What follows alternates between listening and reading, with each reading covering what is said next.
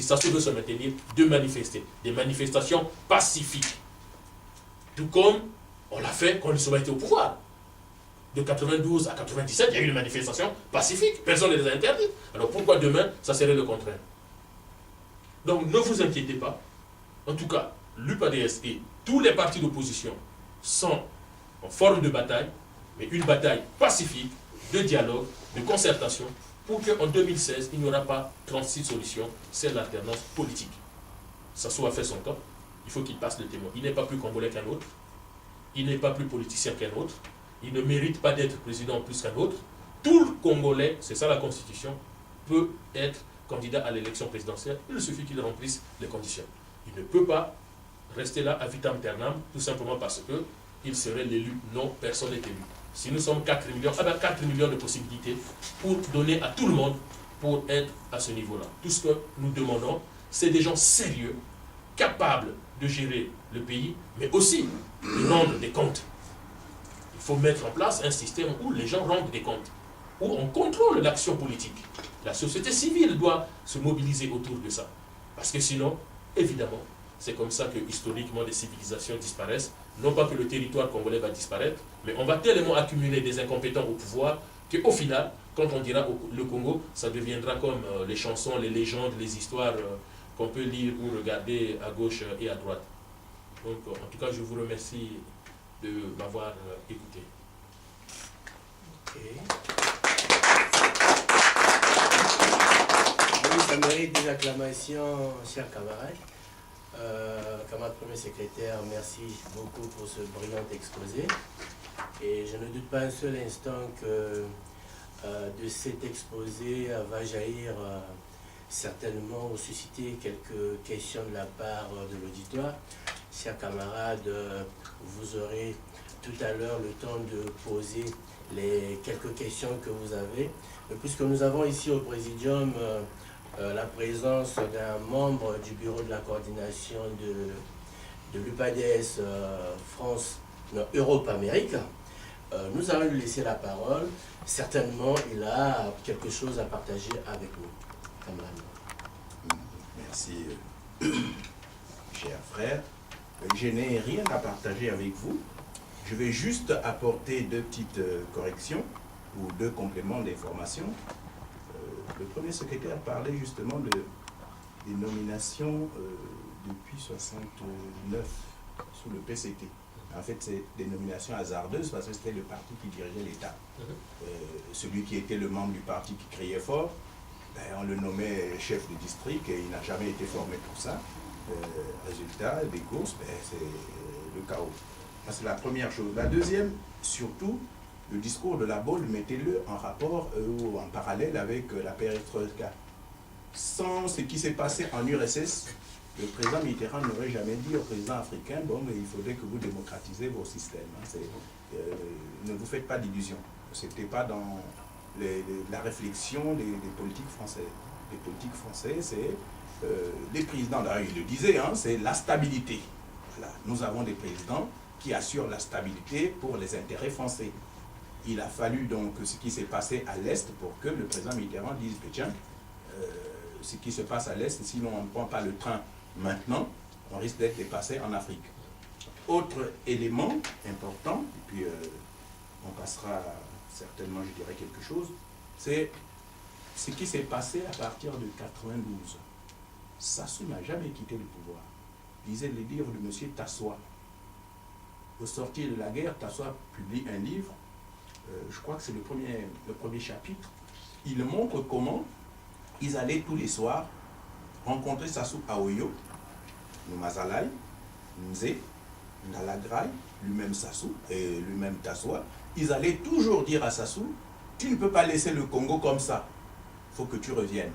Et entre-temps, Sassou, qui n'attendait que ça, souvenez-vous du discours qu'il prononce devant la garde républicaine, il dit, ce n'est qu'un au revoir, ce n'est pas un adieu.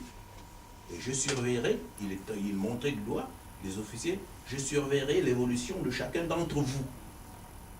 Voilà. Donc Sassou, quand il ne part pas comme tout citoyen, bon je suis battu, je vais me reposer. Pour lui, c'est sa chose, c'est son pouvoir. autre élément, c'est un peu le climat délétère qui règne actuellement au pays, c'est celui qui a prévalu avant la conférence nationale.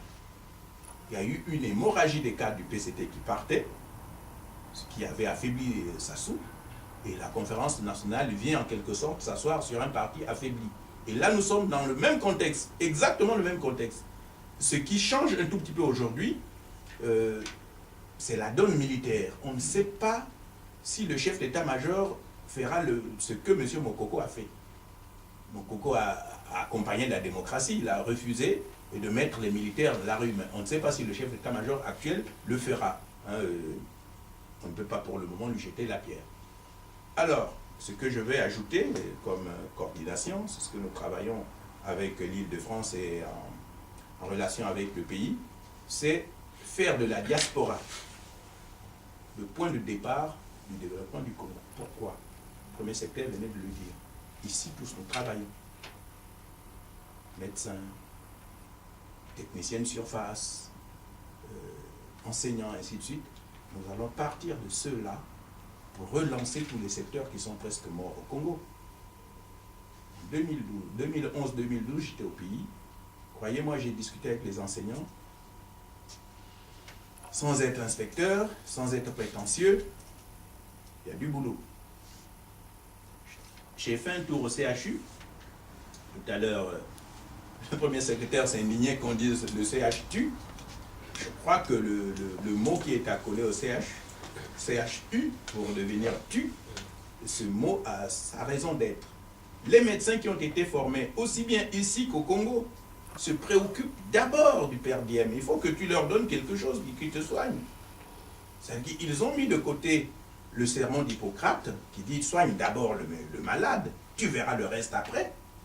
Donc, l'UPADES va s'appuyer sur la diaspora. Je vais refaire le travail que j'ai fait par le passé, recenser les cadres congolais. Je m'en fiche de leur origine, ça ne m'intéresse pas les origines. Les tribus des gens ne m'ont jamais intéressé.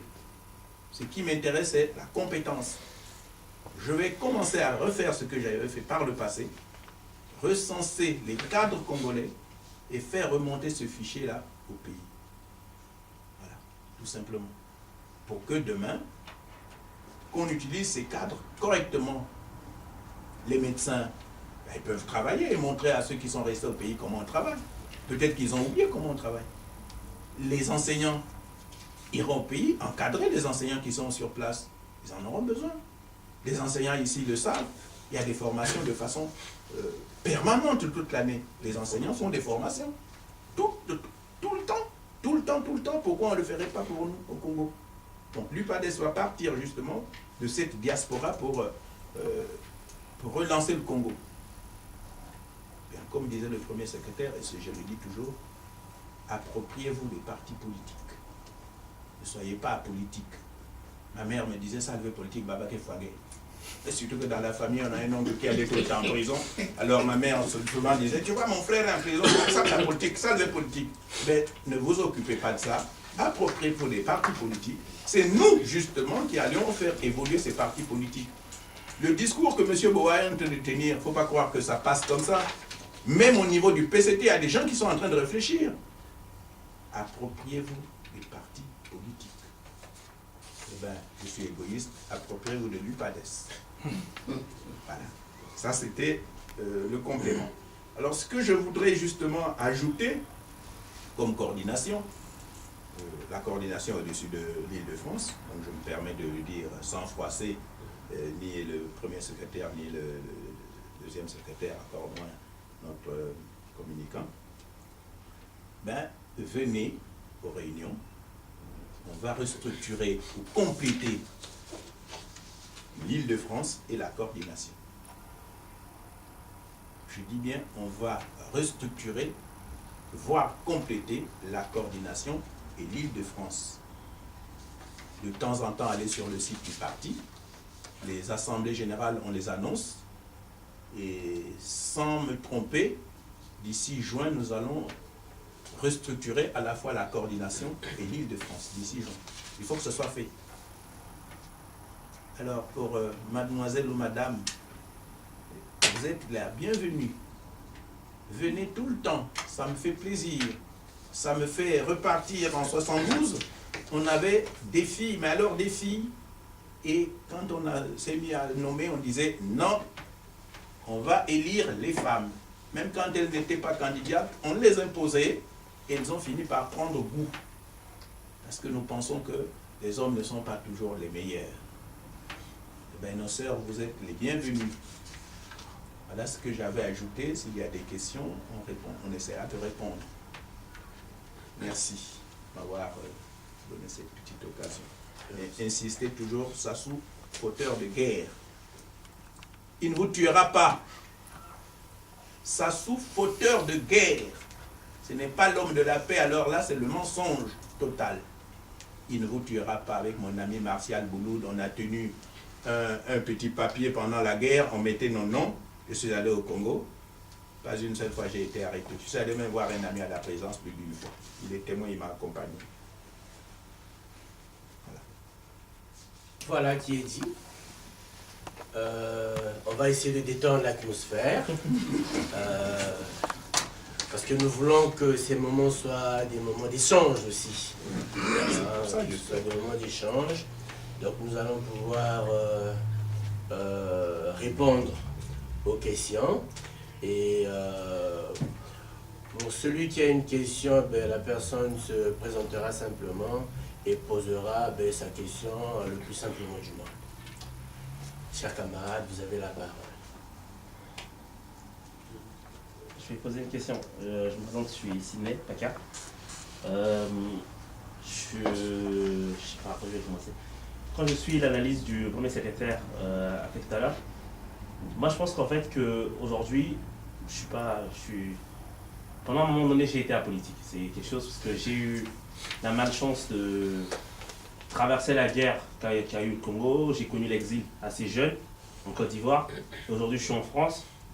Je vais essayer de me reconstruire. Et j'ai vu mes parents traverser l'exil et maintenant commencer à rentrer et essayer de se reconstruire. En fait, il y a quelque chose qui m'a dérangé un peu dans l'analyse qui a été faite. Parce qu'aujourd'hui, c'est que ce qui m'a dérangé, c'est que c'est quoi? Aujourd'hui, on est tous conscients en tant que Congolais que je sais pas comment je vais essayer d'utiliser les bons termes. On est tous conscients aujourd'hui que les mots que le Congo traverse aujourd'hui, c'est lié à une personne. Ça, on le dit tous, on sait, ça on le sait tous. Mais aujourd'hui, je pense que mon analyse, je parle de mon analyse, on se trompe peut-être de combat. Pourquoi on se trompe de combat? Pour la simple et unique raison que c'est pas ça, Sassou représente une personne, mais en fait c'est le système. Moi, je suis parti plusieurs fois au Congo. J'ai discuté avec les gens parce que c'est quelque chose qui m'intéresse, c'est un sujet qui m'intéresse énormément. J'ai rencontré des gens. Je suis allé à Pointe-Noire, j'ai rencontré des gens. Je suis allé encore récemment au Congo parce que dans le cadre d'une activité que j'ai, je suis allé dans le fin fond du Congo jusqu'à l'UTT. J'ai rencontré des gens, j'ai discuté avec des gens qui sont un peu dans la ruralité au Congo parce que ça m'intéressait de savoir qu'après 97, qu'est-ce que sont devenus les gens, comment les gens pensent. En fait, le retour que moi j'ai eu, c'était quoi? C'est que les gens me disent. En fait, les gens en fait, le problème, c'est que les gens deviennent aujourd'hui dans une situation de. En fait, il est là, tant qu'on dort, on n'a pas de truc, on s'y fait. Mais là où je trouve en fait que la plus grosse bêtise a été que c'est quoi? C'est que Sassou est arrivé au pouvoir en 97. Nous sommes aujourd'hui en 2014. 2015. Donc je prends 2015, aujourd'hui, il y a pratiquement 17 ans qui se sont écroulés. Qu'ont fait les partis politiques qui se disent de l'opposition? Quel travail a été mené? Aujourd'hui, je prends un exemple. Il y a eu, vous avez tout à l'heure dit, de 97, il y a eu 5 ans avant qu'ils décident d'organiser une constitution et des élections. Il y a eu 2 mandats de 7 ans. Ça fait 14 ans. Alors, l'UPATES qui se dit aujourd'hui, moi je pense, parce que mes parents, mon père a fait partie de ce système. Il a fait partie des cadres. Il avait un poste assez important dans le pouvoir de l'Issouba. Qu'a fait l'UPADES entre-temps? Qu'est-ce que j'ai fait en regardant, en grandissant? J'ai vu aujourd'hui beaucoup de cadres dirigeants de l'UPADES de l'époque se prostituer politiquement. Ça, on ne l'a pas cité par contre. Ça, c'est quelque chose qui me gêne. Si on veut faire une analyse aussi objective qu'il soit, on doit être capable de taper où sont nos douleurs. Je suis allé au Congo. Christophe Mukwege était premier secrétaire du Congo. Dans quelles conditions il vit à Brazzaville? Martin Kimpo qui était avec toi, dans quelles conditions il vit à Brazzaville?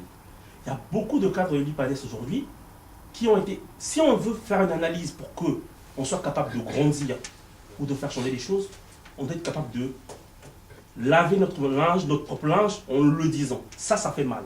Mais bon, on l'a compris, on y va. Je me dis, ça fait 14, on va dire 17 ans que Sassou est revenu. Il y a eu 2 mandats. Bizarrement, il y a un truc qui me dérange, c'est que tous les partis politiques se réveillent toujours à la veille des séances. On en voit qui viennent pour recevoir les jeunes, on en voit qui discutent. Pourquoi avoir attendu?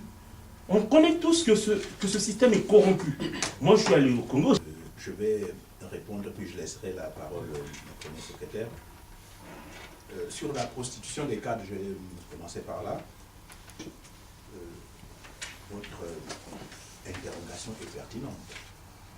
Elle est très très pertinente, mais un parti politique n'est pas propriétaire des cadres de ces cadres. C'est-à-dire qu'aujourd'hui, moi je suis le deuxième de la coordination, je peux demain écrire, dire bon écoutez, je pense que mes idées ne sont plus celles de tous les camarades, je pars. Ce qu'il faut plutôt se poser comme question, ces cadres qui étaient hier, et je venais de dire l'hémorragie du PCT, c'est la même hémorragie de l'UPADES. L'UPADES perd le pouvoir en 97, par erreur stratégique, ils sortent tous. Je suis le premier à interpeller Lissouba à Londres. Je dis mais comment ça? Un parti politique qui perd le pouvoir, vous sortez tous? Mais comment vous allez vous restructurer? Un parti politique ne sort pas. Ne sortez que Lissouba et quelques ministres, les autres restaient. Sassou ne veut pas tuer tous les cadres du pays, c'est pas possible. Il n'aurait pas tué. Il les aurait mis en prison 2, 3 et 1 an plus tard, il les sortait. Donc il y a eu une erreur et les gens, nous sommes des Congolais, on n'est pas habitués à supporter la douleur, la souffrance. On est surtout nos parents, moi je suis plus âgé que vous, nos parents, ils sortent de l'indépendance, ils occupent des postes. Donc ils n'ont pas connu la traversée du désert où il faut serrer la ceinture. Pendant 2 jours, tu ne manges pas, tu te poses des questions. Ils sont habitués à être lait au miel. Donc quand ils ont rejoint l'UPADES perd le pouvoir. Sassou, par les ramifications qu'il a, il a dit à un tel, tu peux rentrer, je ne ferai rien. Ils sont repartis. Voilà, ils sont repartis. Voilà la vraie motivation. Au fond, ce ne sont pas des cadres d'un parti politique, ce sont des prostituées. C'est pour ça que je disais tout à l'heure, les jeunes et les femmes approprient-vous les partis politiques, parce que vous avez maintenant une autre conception de la chose politique. Là, c'est la première chose. La deuxième, quel travail les partis politiques ont fait? Je pense à l'UPADES. Tu as vu qu'à Abidjan, ils se réunissaient. C'était peut-être pas ça. Ils sont allés au Burkina, ils se sont réunis, c'est pas ça. Ils sont arrivés ici. Lissouba est allé à Londres. La dernière sortie de Lissouba, c'est à l'hôtel ici, la salle était pleine. Lissouba dit, vous voulez faire la politique à demeure au pays. Si vous restez ici, ça veut dire que vous ne voulez pas faire la politique. Tous ceux qui veulent faire la politique au pays. L'UPADES tient une réunion ici et tient le congrès 2006. J'y étais dans la salle à Brazzaville. C'est-à-dire que si on avait canardé ce jour-là l'hôtel de ville de Brazzaville, je serais mort. J'étais juste devant. L'UPADES s'est organisé, mais quand vous sortez du pouvoir, on vous a chassé et on vous colle l'étiquette des faiseurs de guerre, vous ne passez même plus à la radio. Et le petit papier que vous publiez, les gens le lisent presque clandestinement comme ça, on le froisse. Excuse-moi mon cher frère, quel que soit ce que vous allez faire, il n'y aura pas un écho. Juste, pas pour vous interrompre, mais l'UPADES est parti à des élections, aux élections avec Sassou. Oui. Sachant qu'on savait tous très pertinemment que le système démocratique n'y était pas. Les élections présidentielles, jusqu'à la dernière minute, Mascara, un candidat, l'UPADES porte un candidat qui malheureusement après disparaît dans la nature. Son vol après s'envole. Comment voulez-vous que, moi je parle en tant que Congolais lambda, comment voulez-vous que moi, Congolais lambda, quand je vois ça, quelqu'un qui souffre, parce que on est là, nous on est dans un confort à la diaspora, c'est vrai que c'est peut-être ce combat-là, comme vous dites, là où j'adhère totalement à ce que vous disiez tout à l'heure, peut-être que c'est vrai que ce combat-là doit venir de la diaspora pour que les choses changent. Oui, mais comment voulez-vous que quelqu'un qui est au Congo, qui à la fin du mois se bat parce qu'il n'a même pas même pas. J'ai vu des gens qui parfois, comme on dit, tout est maintenant bon, comme on dit, cop et les cas salaires, vulgairement comme c'est dit au Congo. Mais les gens aujourd'hui sont obligés de se battre. Comment voulez-vous que quelqu'un qui est là, qui fait. Attends, l'UPADES arrive, on l'élection présidentielle, les dernières élections, on porte un candidat. Le candidat arrive, bon, par mascarade de Sassou, on le disqualifie. Derrière ce candidat-là qu'on a porté, est porté disparu dans la nature. Je veux peut-être apporter des éclaircissements. Ce que disait mon camarade tout à l'heure, ce n'est pas à négliger. Parce que la violence avec laquelle l'UPADES a perdu le pouvoir, soyons sincères, l'UPADES pouvait tout simplement disparaître. L'UPADES c'est peut-être le parti le plus jeune du Congo, puisque l'UPADES s'est créé juste après la conférence nationale. Mais le MCDDI ou les autres, c'est des gens qui avaient leur parti politique depuis très longtemps, qui étaient dans des officines, qui attendaient seulement le moment pour sortir. Et la violence avec laquelle l'UPADES perd le pouvoir, mais aussi, vous l'avez bien rappelé, que certains sont allés chez Denis Sassou Nguesso, mais le camarade Bama l'a bien dit, l'UPADES n'a pas, c'est pas, les membres de l'UPADES, les responsables de l'UPADES, ce ne sont pas des brevets que vous déposez, vous dites, c'est un brevet, cela m'appartient. Mais on le voit partout dans le monde. Regardez en Côte d'Ivoire, le parti de Gbagbo, ils sont en train de se déchirer. Donc, tout parti, et il a rappelé, même au PCT, certains se rendent compte que, et si le PCT perd le pouvoir en 2016, moi, qu'est-ce que je deviens? Les gens se recherchent des soupapes de sûreté. Et dès lors qu'on n'a pas des convictions politiques, parce qu'il faut aussi avoir des convictions politiques, il faut porter des valeurs, il faut être sincère avec soi-même et avec ce que l'on fait. Alors, là où je voudrais quand même préciser une chose, c'est que les choses ne se sont pas arrêtées là. Il ne faut pas qu'on s'arrête à ces quelques personnes qui sont parties du côté du pouvoir, du côté du PCT. Attention, il y a eu un gros travail fait par les responsables de l'UPADES. À l'UPADES, il y a eu quand même la bagarre des égaux. On a eu un comité des vice-présidents, ils étaient combien? 20 comment voulez-vous qu'un... Voilà, 20 vice-présidents. Donc, il a fallu l'effort de chacun des responsables de l'UPADES pour accepter le congrès qui a eu lieu du 7 au 10 juin 2013, pour aller à ce congrès. Mais certains ne sont pas venus parce qu'ils voulaient à tout prix être le chef. Si je viens, je dois être le chef. Si je ne suis pas le chef, je ne viens pas. Ils ne sont pas venus. Donc, je pense, ce n'est pas parce que je suis militant de l'UPADES à la base, je pense que tout Congolais, même au PCT, parce que de toute façon, dans une démocratie, je rappelais ça tout à l'heure, que vaut le pouvoir sans une opposition crédible. Et c'est pour cela qu'ici en France, même les gens du Parti Socialiste ont payé pour Big Malion, le fiasco qu'il a eu et que l'UMP allait s'écrouler financièrement, parce que le PS a besoin, le Parti Socialiste a besoin de l'UMP en tant qu'opposition crédible. Donc, le travail fait par l'UPADES pour se restructurer, aller au Congrès, sortir du Congrès fort. Il faut savoir quand même, le Congrès a réuni quoi, 1500 personnes? 2000 personnes à Il a eu en quelle année? Le Congrès 2013. Du 7 au 10 juin 2013. Là où Tsatima Biala a été élu premier secrétaire de l'UPADES.